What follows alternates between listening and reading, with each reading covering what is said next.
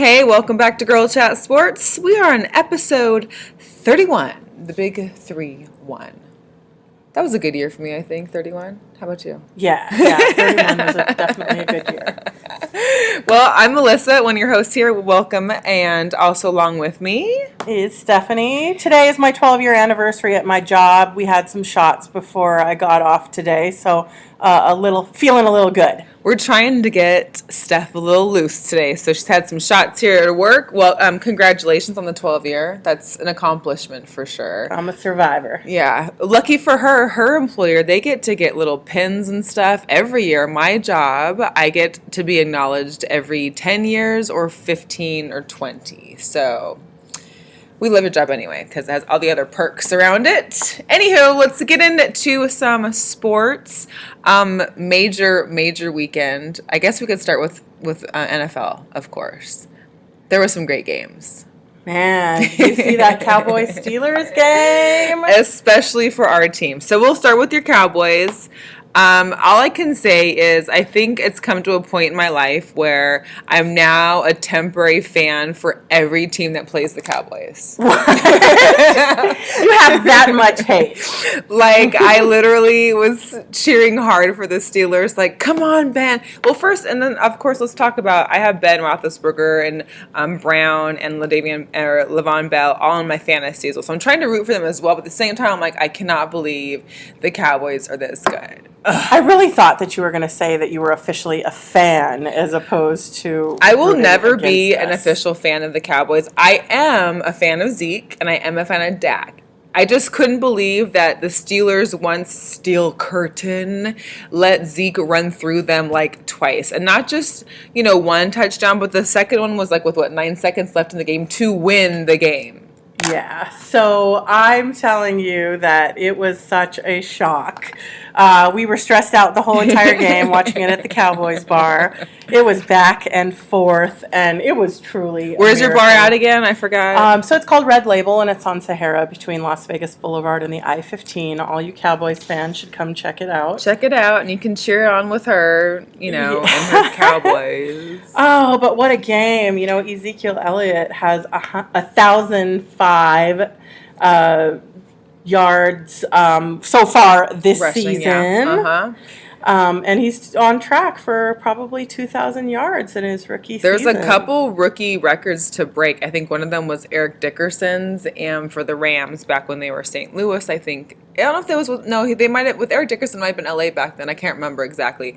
But I had listened to a podcast and he was on it talking about he doesn't think he can do it. But Zeke, this guy is raw. He's raw talent. He scored a 32-yard touchdown with 9 seconds left. Like, he literally plowed through the Steelers defense. It was like they just said, okay, you know what? Let's just let you have this and win. Because they were down. We were hoping for a field goal, and that was even better. Yeah, hoping for a field goal, and then literally you run through it and make it. It's still unbelievable to me. There was 7 lead changes, which is an NFL record, and I think Seattle actually tied that with 7 changes too, because that game was crazy. We'll get into that in a second. It was the 8th straight win for the Cowboys, which is crazy. Yeah, well, Elliott's also broken the rookie running back record, who he beat out Gale Sayers. He has 60-plus yards rushing touchdowns, 80-plus yards receiving touchdowns, so...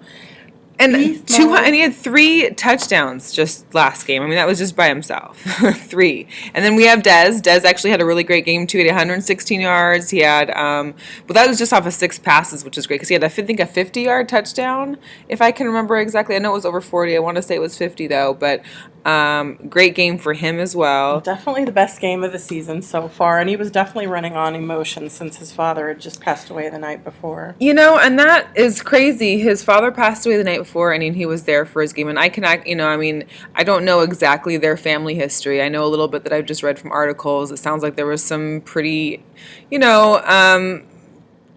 terrible things that took place when he was young, and just the dynamics of his family. My father passed away a year and a half ago, and it still hurts every day, so I can only imagine what it might be for him. But to play in a major game the next week, the next day, even have a huge game for him, like one of his best games this year. I think that meant a lot. So, we definitely have prayers and respect. It gives me, after reading stories about Dez, it kind of gave me a new respect for him and just this upbringing and the way he was, basically the way that he took his life upon himself and turned it around. Not by his doing, but his family necessarily didn't give him that great family dynamic from the get-go. But anyways, enough of that story. Shall we talk about Tony Romo? Okay. So since you talk about it first. You talk about it first. So much. Yes. Whatever I'll post anything on our Instagram or on our Facebook, she's not necessarily in agreement. So take it with a grain of salt when you read things depending on who posted it on our page. Obviously, if you guys are ever on social media at GirlChatSports, both me and Steph, we take turns, or not even whenever we figure out something, we'll post. And I posted some stuff on Cowboys before. I'm not anti. I'm sports. I love sports, and I want to make sure that Girl Chat shares sports from all points of view. But of course, yesterday, or was it yesterday? Yeah. Yes. Steph posted this huge mad love for Romo post, and I was getting these notifications, and I was like, what the hell is going on here? And this one guy that follows us, I had seen what he had posted, and I had to send him a direct message, and I was like, listen, that was not what I thought. Those are not my thoughts. Those are my co-hosts, and although I do love sports, I completely don't agree with this post and the contents of it. If you guys know what we're talking about, please check out GirlChatSports on Instagram. So basically, we all know yesterday Romo had a big media. He had his first discussion. He was for his first time addressing the media since he had become, or I guess had been named, the backup quarterback for the Dallas Cowboys. Right. We've known it for about a week or so now, 2 weeks. Obviously the discussion's been happening since week 5. But it's now come to fruition that he's healthy again, and now he's going to be playing the backup role, per Jerry. Yeah, well, after Sunday's game, they said that Dak has a hot hand, and he'll be keeping the starting quarterback role. So I think that, Romo basically had to come to terms that it really wasn't his choice, that he did indeed need to take a seat. But I do really feel like he did it in a respectful way. I can't imagine dreaming your whole life of taking a team to a Super Bowl and being that starting quarterback and losing it to somebody that's better than you. And getting injured 3 years and never playing for half the season. He of all people would know, because it was the same situation with him and Bledsoe. That Bledsoe got benched. What was it, in 2006? Was it? Yeah, and the quarterback from Washington State. Yeah, so Bill Parcells went to him over Bledsoe, and he took us to the playoffs. So, he's been in this experience before. He knows that this is just the way that the game works. So it was certainly very devastating for him. But can we talk about the press conference itself? Everybody was on social media oh my gosh, the emotion that Tony is showing, for how devastating it must be to have to to basically say, it's all your team. You concede the quarterback. And I'm just sitting there looking at Tony Romo's face yes, there's a lot of emotion, but I personally feel, and this is just Melissa's opinion, solely mine, that he was sitting there trying to fight back anger, fuck, I just got beat out by this rookie, I can't even get through this season, I can't do, I'm sure it's got to be some kind of torment within when that basically, had you not gotten injured, which was by Seattle, by the way, you may not have gotten to this point.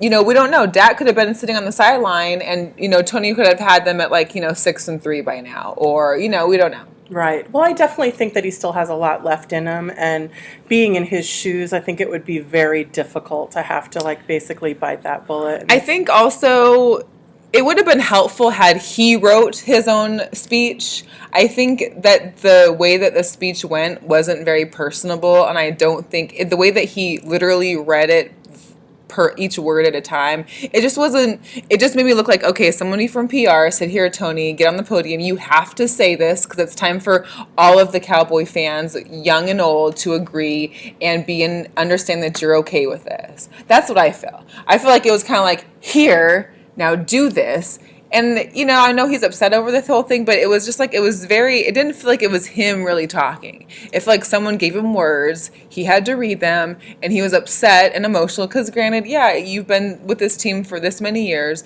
you've been their starter, you've been like the face of the Cowboys, and so now it's a little hard. It's a little hard. Yeah, I don't know if I could do it. I really think that it would be a very difficult situation, and it wasn't necessarily his choice, but I mean, you have to go with it. Yeah, it's crazy. Well, so basically what's up for Tony is that he'll be the backup for the rest of the season. However, there are some teams that definitely could benefit from him being healthy, of course. I know the Broncos really need somebody. I mean, Simeon really isn't doing it much for the Broncos. The Jets could still benefit from somebody. Fitzgerald and their backups haven't done much. The Bears, the entire locker room is pretty much over Cutler, and any of those backups over there haven't been doing much either. So those are 4 big teams right now that I know are in the market for someone like Tony Romo, and I think he does have a few more years left in him if he stays healthy and could hopefully lead another team to doing well, and maybe even being there as like a mentor for the new quarterbacks that are coming up. Yeah, well, I think it would be great if he could decide to just stay with the Cowboys in some sort of format, but I guess we'll see. So, in other football news, just a little tidbit in regards to the Seahawks Patriots game that was Sunday Night Football. So, not only did Seattle have Monday Night Football last week, but then we had Sunday Night Football. So, even after winning the Super Bowl, Seattle was never really given too many prime time games. However, this year we've got like 3 or 4, which is pretty impressive. So, I'm excited for that. I was super excited to be back home in Seattle for the Seahawks game, even though it wasn't there. It was in New England. I've kind of had given myself my own curse that if I'm present for games, it seems that we don't do so well. So it was nice. Better that you weren't able to go. That I wasn't able to go to New England, and I was in Seattle. I got to enjoy it while having all-you-can-eat crab afterwards. It was like the perfect thing, like a win. I figured this, no matter what, I was going to win. Like if the Seahawks even lost, I would still win by having all-you-can-eat crab. If nobody out there knows me by now, you know that I love crab, and all-you-can-eat is a definite favorite. So got to watch the game. We won, had good company around, and got to eat crab. So, but this was another game. We had 7 lead changes as well. The Patriots and the Seahawks, I mean, it was literally watching Super Bowl 49 again. I mean, play for play, Tom Brady was doing good, although he never actually threw a touchdown pass, so a lot of the fantasy owners of his were pretty upset. But, I mean, it was so unbelievable to watch. Like Russell Wilson, he started doing a little more running. He had, I think, like 25 rushing yards, which was great for him. What else? There was, one of our guys, she'd picked off one of Brady's throws and had an interception, and then, which was awesome. However, I still believe in the defense-wise, the gold trophy goes to Earl Thomas.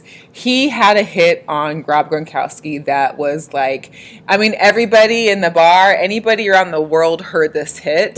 And I think Gronk, and he even had a quote that basically it was like one of the hardest hits he's ever taken. I mean, it literally left him shaken up. You could see like little birds, in cartoons when kids would get hit or like animals would get hit, you'd see little birds rolling around them. You could see those little birds in his eyes because it's like he never seemed to fully be, back conscious until after a couple plays. He actually had to go on the sidelines for a while and get evaluated for a concussion. Come to find out, there was some rumors there was like some a puncture in his lungs. I mean, can you imagine that one hit from a guy gives you punctured lung? Anyways, it was not a punctured lung. He does have some kind of issue in regards to like his stomach or in there, and I don't think he practiced today, but so that was really cool. Doug Baldwin had 3 touchdowns. Him and Russell connected again. This is actually the exact same time last year when both of them started connecting, and if you remember, it's kind of we went on our big run, like we finally started clicking, passes were being made, connections were being made, so that was nice. Thomas Rawls is going to be back next weekend. In the sad note, our guy Christine Michael, he was our running back for the last few games. He was doing really well. He actually got released by the Seahawks because they're going to keep CJ Proyce. I can never say his name right. They're going to keep him, as well as Rawls is going to be back, and then they signed somebody up from the practice squad as well. But in congratulations to Christine, Michael, he did get picked up by the Packers today, so he'll be playing over there in Wisconsin? Green Bay. Green Bay. Yeah, it's Wisconsin. Geography was never my strong suit. He'll be playing there like in the dead heat of the winter. So good luck to him, and I hope he stays warm. Can I tell you, there's two reasons why I'm happy that you guys won your game. Let me guess that they're Cowboy related. Actually, both of them are.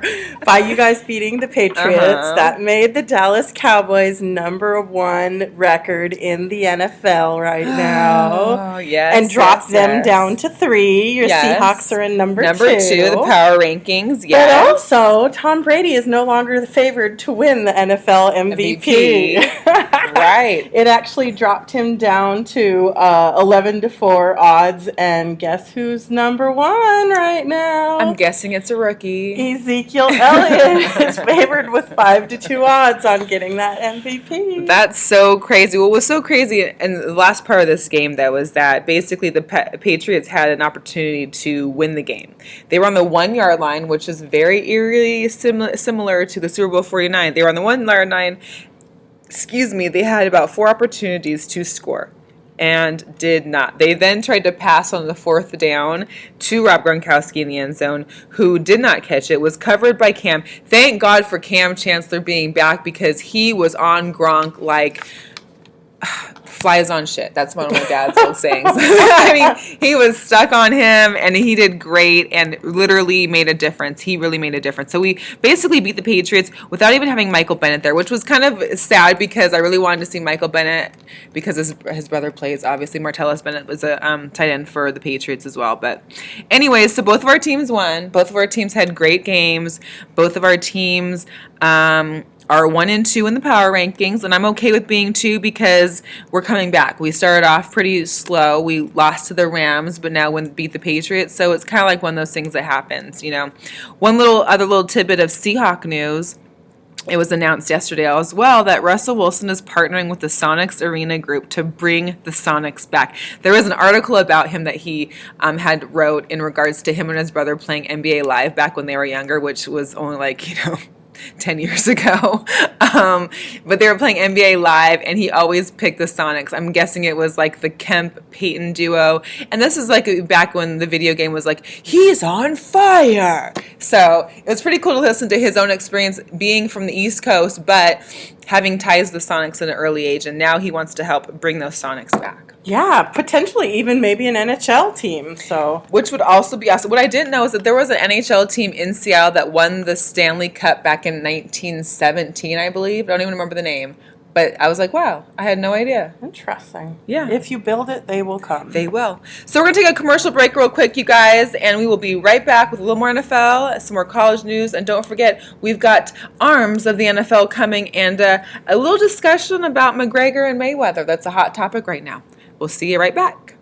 What I really like about Melissa and what she brings to In the Zone, what she brings to the network, is that she's very knowledgeable about sports. She had her own thing going out there with GirlChatSports, and I checked her out, and I really liked what I saw. I liked the production. I liked the packaging of it. I liked everything. And then when she came on In the Zone, and then a light went off, I'm saying, hey, wait a minute. Here was an opportunity for us to be able to branch off and be able to start something new in a market that's really starving for our brand of sports and entertainment. So we linked up with her, and it's been a go ever since. I love what she brings to the table. She's very smart. She's quick on her feet, and again, that's just another piece to the puzzle. In the Zone has grown more than I would have ever imagined. I mean, me and Ola just started doing it. We didn't even know it was going to be to this extent, but here we are now, a year later. And now we're talking about doing something in Las Vegas. And that's just a beautiful thing that we're able to grow. And I'm just glad to have somebody like that a part of the family.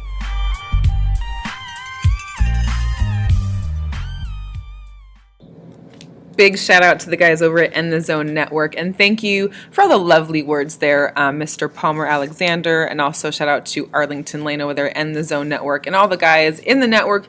We appreciate you, and we love the podcast. Again, shout out to In the Zone Show, who was on Podmatic's Top 500. Woo! If I had like a noise effect, I think I'd throw it in there. And the crowd goes wild. Anyways, I'm wrapping up the NFL real quick. So the Cleveland Browns have won 0 games. They have never started a 0-10 season before, ever. In the 66 years of their team, never, ever in life. So it's They've only hilarious. won 4 games in the last 33. And tell me about, what was that post you showed me earlier? So apparently there's a gentleman that has petitioned to rent out the stadium to actually have a parade on the 7th Should they of go January. 0-16? Right, Should right. they go 0-16? A perfect season, if you will. Yes, a perfect losing season. He wants to celebrate the 0-16. Right, so he's encouraging the Browns fans to come to a perfect season parade in which they've already planned and mapped out. The parade route forms a giant circle on one end that signifies the organization has continued put in a lot of work but has never really gone anywhere. It begins and ends at the same spot. It signifies the fact that the team began the season and ended it with a total of 0 wins. So and funny. the outline actually forms a crude 0-16. The parade route itself is an outline. And apparently this is a tribute to the team's overall perfect performance of 0-16. So we shall see if it actually happens. 0-16. I couldn't even imagine. Well, I've never been. I mean, Seattle's had some pretty shitty years before, but I can't say that 0-16 has been one of them, or 0-10 for that matter. They've just been saying like every home game they have, like there's more fans of other teams than their own. People are really pretty trying much to, like the Chargers. yeah. We were just taking a selfie, so that selfie. Pause for a selfie. That was pause for a selfie for Instagram. So if you follow us on GirlChatSports, that's going to be on there. I can't even imagine. So another losing news, the Minnesota Vikings have now lost 4 in a row. They lost to the Redskins. What did we say about Blair Walsh last week? He had a final chance in this game. And 3 strikes, you're out. Yeah. Or actually, in his case, 4 strikes, because this was the 4th time that he's missed the point after. So basically, they had scored. They were pretty much about to win and beat the Redskins. He missed the field goal. He had it blocked. And, well, they ran it in for a touchdown and won. Yeah, he's 12 of 16 in field goals for the year and 15 of 19 in extra points this season. So needless to say, Blair Walsh got his packing papers this week and is no longer a Minnesota Viking. I'm not sure if any team at this point is ready to pick him up because that's pretty harsh. I mean, we all know the kick he missed against Seattle last year that allowed us to advance in the playoffs. But, he really, wow. He was in his first year of 4 in a $13 million extension that he signed last season. Hopefully, we'll see if that's any of that's guaranteed money. I didn't get a chance to go through his, Another losing moments, Phillip Rivers threw 4 interceptions in the fourth quarter. Two in the fourth quarter. He had 4 interceptions, 2 of them in the final minutes of the game. Yeah. Which is crazy because he has 301 total touchdowns, which moves him to the 8th in like the league's all-time passing touchdown list. Ben Roethlisberger's 292. But he's 301, so he's 8th, but he just threw 4 interceptions in 1 quarter. How does that... I don't know how that correlates. It amazes me. So that was interesting. Other losing news, Aaron Rodgers is having his worst season ever. If you haven't noticed by now. He's only at 32.4 completion percentage, and his average since he has been quarterback since 2008 was 44.2. That is so crazy. I can't even, wow. So, another losing news, Alshon Jeffries, the wide receiver for the Chicago Bears, gets suspended 4 games for the NFL's policy of the PEDS, performance-enhancing substances. I still don't get quite what happened. This is usually happens mid-season, but for some reason, he believes it to be an expired bottle of meds for inflammation supplements. I don't know. I wish they would give you more details because really, how dumb are you just to be taking random stuff? I mean, I would take it to my doctor, to the sports doctor, the team doctor to kind of figure out what's in there and if anything is in there. I don't know. Just seems pretty crazy. In winning news, Odell Beckham becomes the fastest player to reach 3,500 yards in 36 career games. That's pretty good. Yeah, did you see him do the little The thriller thriller dance? dance, yes, that was a great part of Monday Night Football. They actually beat the Bengals 21-20. The thriller dance was awesome, and it's even crazier is that he did that after doing the spin move on Pac-Man Jones, which just completely left him in the dust, which was interesting.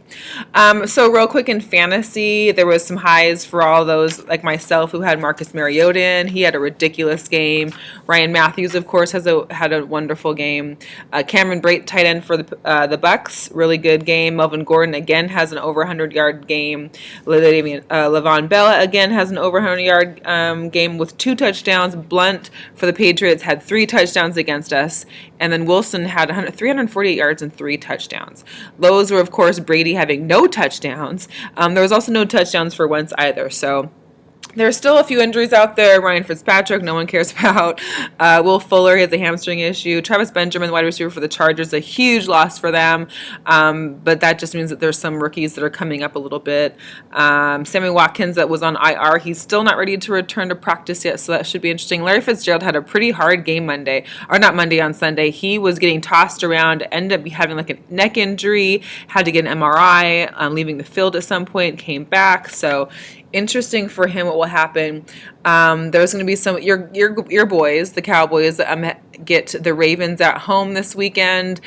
Eagles come to Seattle this weekend. Also in loser news, the Niners are 1-8. Yikes. And they have the Patriots at home. I wonder what the line looks like on that game.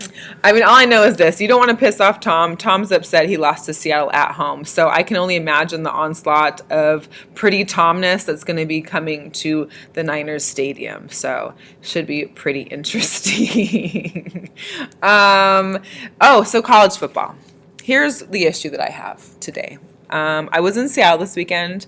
I did not go to the Husky game, nor did I go near the Husky stadium. And they still lost. And they still lost to USC. USC was ranked, I think, 20th or 24th. They are now ranked 13th just from beating us.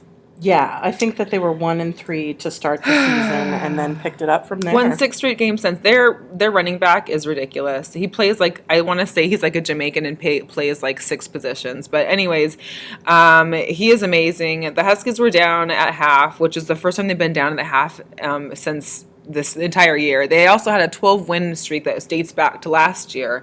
And so now they're ranked 6th. So it goes Alabama, Ohio State, Michigan, Clemson, Louisville, and Washington. If you're wondering why there's a little bit of change, I don't know. Maybe it's because place 2, 3, and 4 all lost over the weekend. The first time since 1985 that Isn't 2, that 3, and crazy? 4 lost. So basically, Michigan, Clemson, and Washington, we all lost last weekend. And what's crazy to me, I know there's this whole strength of schedule bullshit, but Washington lost to a ranked team. USC was ranked like 20, okay? Now, Michigan and Clemson both lost to unranked teams, but yet are still only 1 position down. Washington got 2 positions down. Bullshit. In other interesting news in regards to those teams that lost in 1985, believe it or not, Jim Harbaugh was the quarterback for the undefeated number 2 ranked Michigan team when that happened. Always got to leave it to the khakis, those khaki coaches. Coach Khaki. So cool. That's crazy.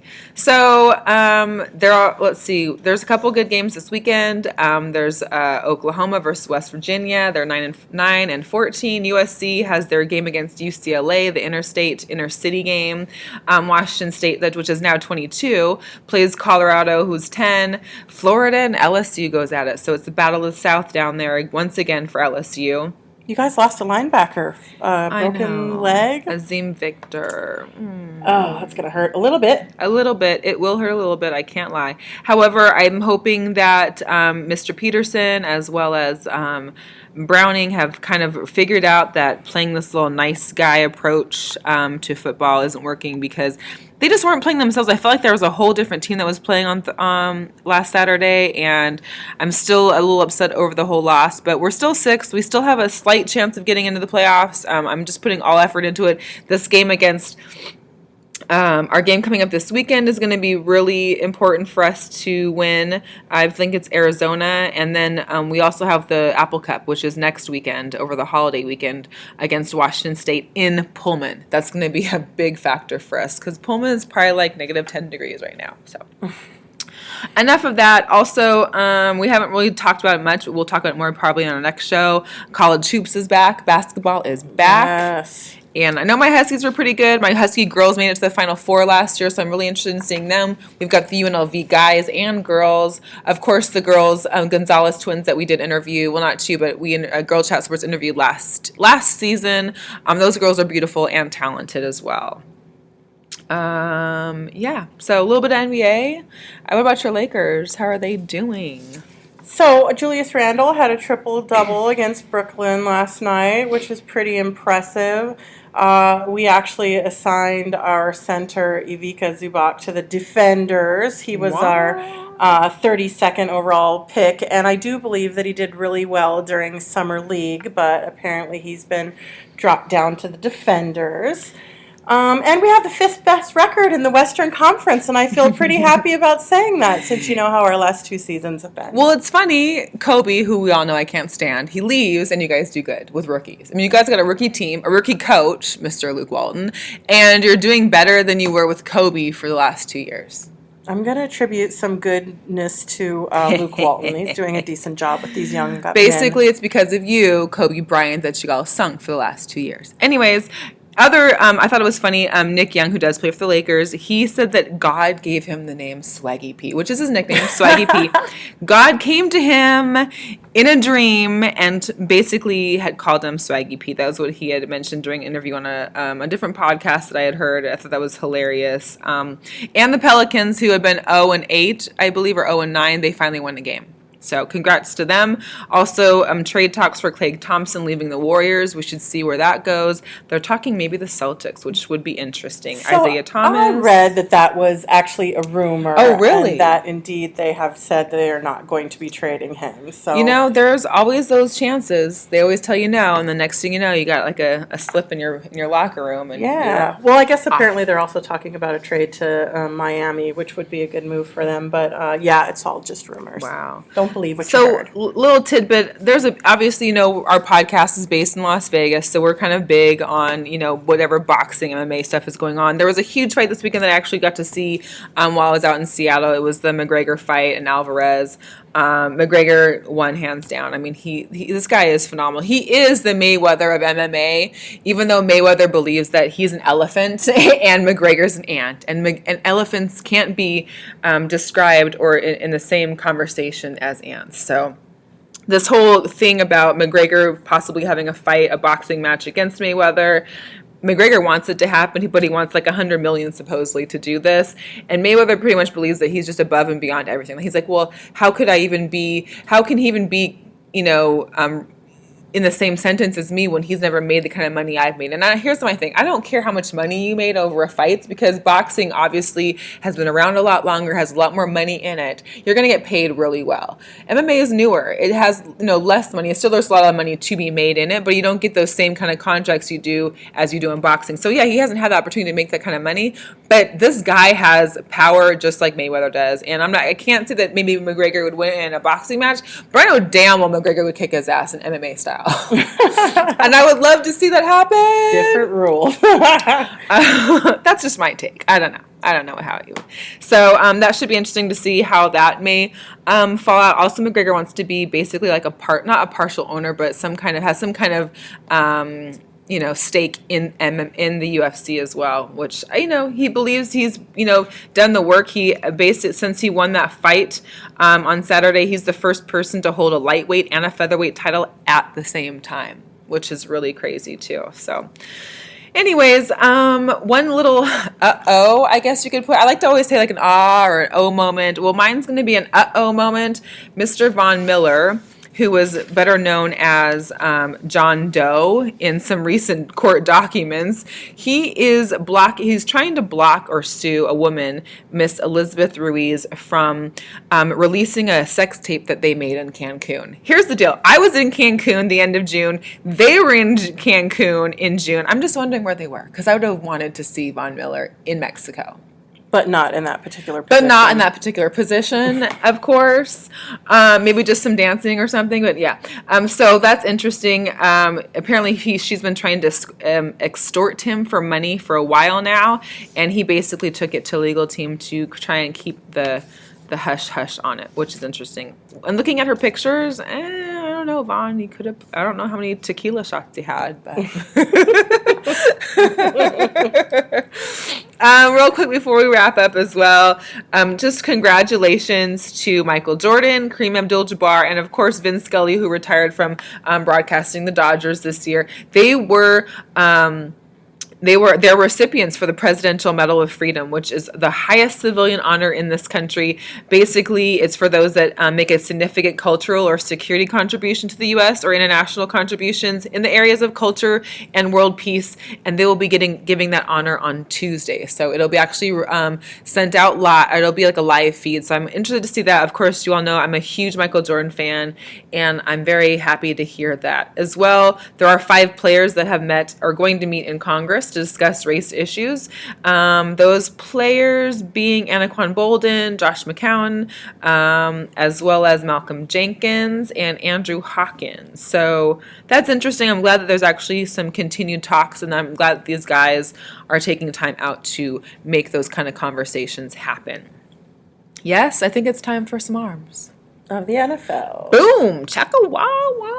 Yeah, so this week's Arms of the NFL, I wanted to give a little something back to those teams that aren't doing so well, so I decided to nominate you or some previous and current players. So first off, we've got Brian Cushing from the Houston Texans. He's a linebacker, number 52. This guy does have some very nice arms. Also, one of my personal favorites recently in these in this season, I guess. Ty Montgomery is a wide receiver. You guys know my philosophy on my receivers. Most of them usually don't have great arms. They're a little more skinnier or slim. But Mr. Montgomery boy for the Packers, number 88, he does have them. And our little TBT throwback arms is Mr. Patrick Willis, a Niners linebacker. He actually played for the Niners all of his, I think, 9 seasons and recently retired. He was number 52. Still has guns per his pictures on Google Pictures. So. Anyways, you guys, that's us. That's wrapping up Girl Chat Sports for today.